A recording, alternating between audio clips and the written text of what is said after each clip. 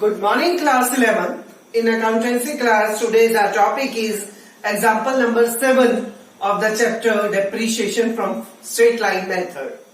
And the statement of example number 7 is, on 1/4/2017, a company purchased plant and machinery 2 lakh and new machinery for rupees 10,000 purchased on 1st January 2018 for rupees 20,000. 1 अप्रैल 2017 को company ने purchase की है machinery 2 lakh रुपए की और 1 जनवरी 2018 को 20,000 की machinery और परचेज कर ली है। तो एक मशीनरी परचेज की 1 अप्रैल 2017 में, सेकेंड परचेज की है 1 जनवरी 2018। तो दोनों ही मशीन एक ही साल में आ जाएंगी क्योंकि अकाउंट्स क्लोज होंगे 31 मार्च 2018 को। तो फर्स्ट ईयर में ही दोनों मशीन आ जाएंगी। बट ऑन 1/10/2018 एक और मशीनरी परचेज कर ली है 30,000 की।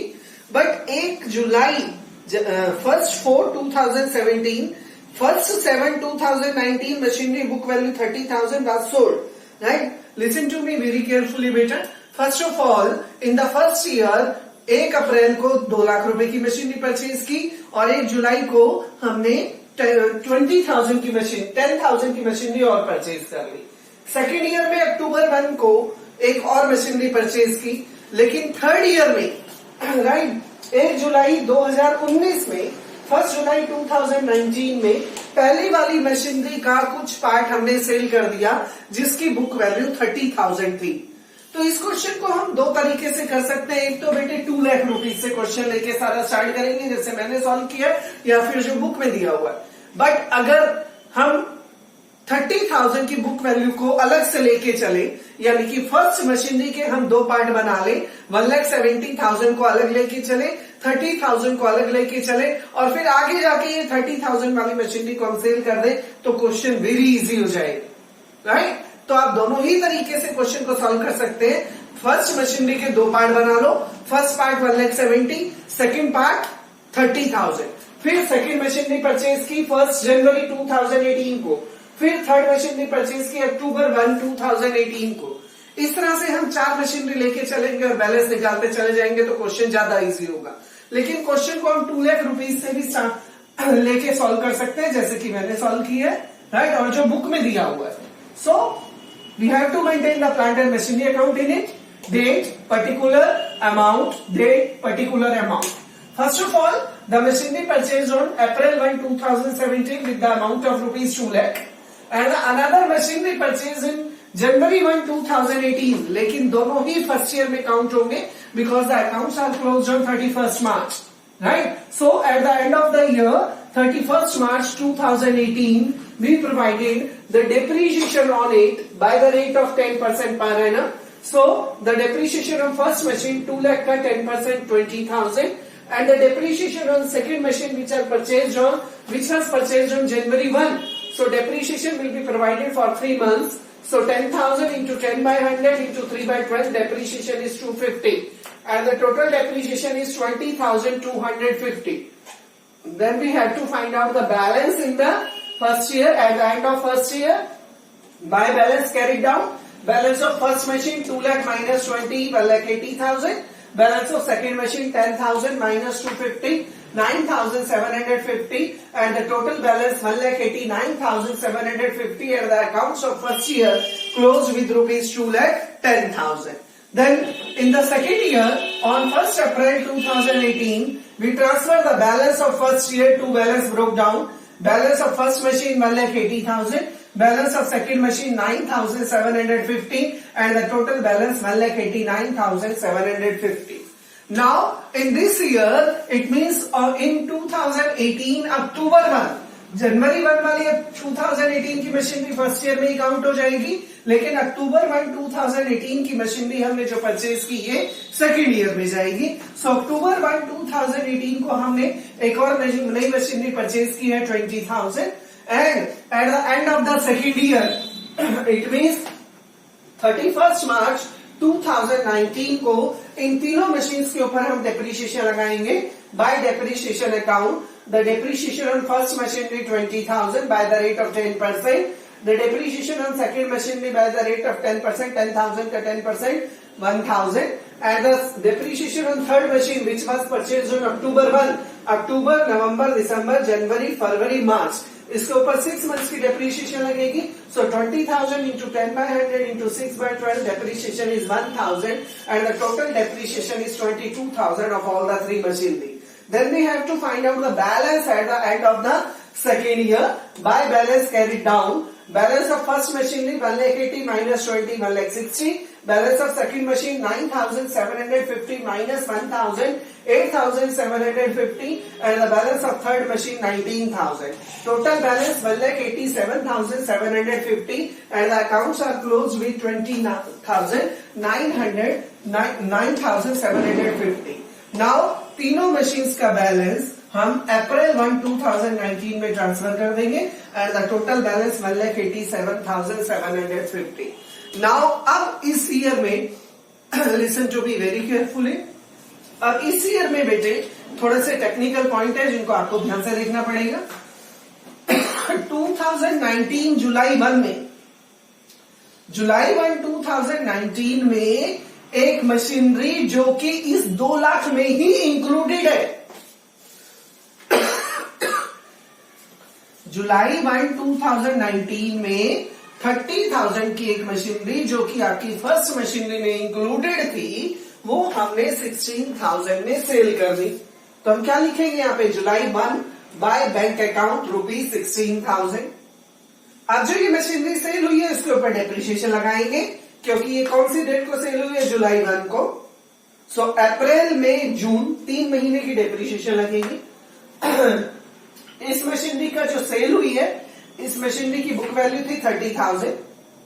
तो 30,000 का 10% 3 मंथ का 30,000 का 10% 3 मंथ का डेप्रिसिएशन बनेगा बेटा 750. तो हम क्या लिखेंगे यहाँ bye depreciation account 750. Now we have to find out the loss on sale of machinery. कैसे लॉस फाइंड आउट करेंगे बेटे? सबसे पहले उस मशीनरी की बुक वैल्यू कितनी थी 30,000.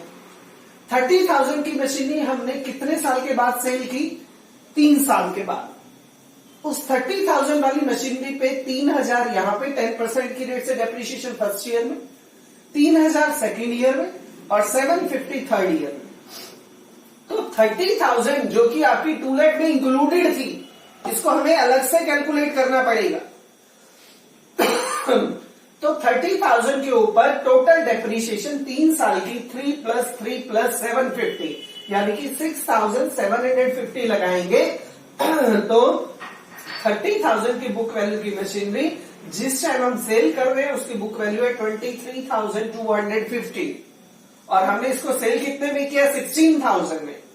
सो 23,250 माइनस 16,000 टोटल लॉस आ जाएगा बेटा 7,250. So by loss on sale of machinery 7,250. Right बेटे? सो सबसे पहले जुलाई 1 को सेल की 16,000 की. जुलाई 1 तक इसके ऊपर 30,000 का 10% 3 मंथ का 750 डेप्रिसिएशन और लॉस कैसे निकालेंगे? 30,000 की मशीनरी थी. कौन से ईयर के बाद सेल की? थर्ड ईयर के बाद. 30,000 की मशीनरी पे 3,000 डेप्रिसिएशन फर्स्ट ईयर का, 3,000 सेकेंड ईयर का, 750 थर्ड ईयर का. Total depreciation 6,750. 30,000 में से 6,750 की तो डेप्रिसिएशन लग गई. तो 30,000 की जो बुक वैल्यू थी इस टाइम उसकी वैल्यू कितनी है? 23,250 और 23,250 की मशीनरी हमने सेल की 16,000 में. So there is a loss of 7,250. Right? अब हमारे पास 2 लाख में से 30,000 की मशीनरी का सेटलमेंट हो गया. अब हमारे पास कौन कौन सी मशीनरी बची है? 2 लाख में से 30,000 की सेल कर दी तो 1,70,000 की मशीनरी फर्स्ट वाली, सेकेंड वाली और थर्ड वाली 3 मशीनरी हमारे पास बची है. इन तीनों मशीनरी के ऊपर डेप्रिसिएशन लगाएंगे हम बाय डेप्रिसिएशन अकाउंट. फर्स्ट वाली मशीनरी पे 1,70,000 की जो बची थी फर्स्ट मशीनरी पे 17,000, सेकेंड मशीनरी पे पूरे साल की डेप्रिसिएशन लगाते हैं 1,000 और थर्ड मशीनरी पे पूरे साल की depreciation 2,000. Total depreciation 20,000. Now we have to find out the balance, right? 1,70,000 तो यहां पर बैलेंस था.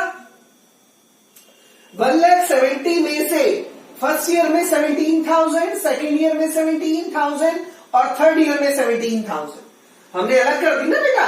2 लाख की मशीनरी में से 30,000 का सेटलमेंट अलग किया।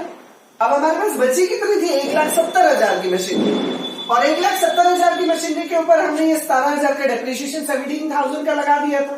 लेकिन 1,70,000 वाली मशीनरी का प्रेजेंट वैल्यू भी तो निकालना पड़ेगा, राइट? कैसे निकालेंगे? 1,70,000 की मशीनरी का फर्स्ट ईयर में डेप्रिसिएशन 10% की रेट से 17,000, सेकंड में भी 17,000, थर्ड में भी 17,000।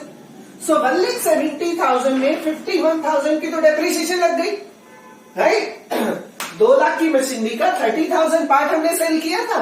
1,70,000 तो है ना, लेकिन 1,70,000 पे 3 साल की डेप्रिसिएशन भी तो लगेगी 51,000। तो 1,70,000 वाली मशीनरी की प्रेजेंट वैल्यू कितनी है? 1,19,000। 1,19,000 is the balance after creating the depreciation, and the balance of second machine 7,750 and the balance of third machine 17,000, right बेटे? तो इस तरह से हम ये क्वेश्चन सॉल्व करेंगे जिसमें से इंक्लूडिंग वैल्यू गिवन हो, यानी कि मशीनरी में से कुछ पार्ट आगे जाके हम सेल कर देते हैं। तो आप ये दोनों पार्ट अलग भी लेके चल सकते हो, 1,70,000 का अलग, 30 का अलग, फिर बाकी सारा क्वेश्चन सॉल्व करते जाएंगे। या फिर जब हम सेल करेंगे तो सेल वाली वैल्यू की डेप्रिसिएशन अलग, लॉस अलग, बाकी जो बैलेंस बचा उसकी डेप्रिसिएशन अलग और बैलेंस हम अलग निकाल सकते हैं। तो दोनों ही वे से हम क्वेश्चन कर सकते हैं। So this is the example number 7। Now you have to do the back exercise question of first method, right? Straight line method. You have to complete your back exercise question now. Thank you.